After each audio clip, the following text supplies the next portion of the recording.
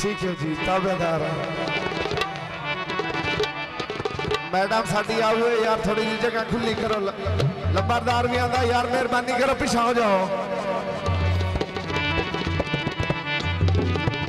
लाल रुमाल होवे शरीक शरीक होंदा है भावें निकाज जबान हो गड्डियों ने घुमाया किथे भी सा लगना मेरा तू फरमाइशी गीत है लंबरदार दा यार इन्हों यार बालों क्यों ने पिछा कर दे यार ना सिर इन्हों पिछा यार पिछा काते नाल हो जावे आंदा है थोड़ी मेहरबानी भाई भैया थोड़ी वास्ते सदवाया पै कि सुनो बड़ा मेहरबानी आंदा है फरमाइशी गीत है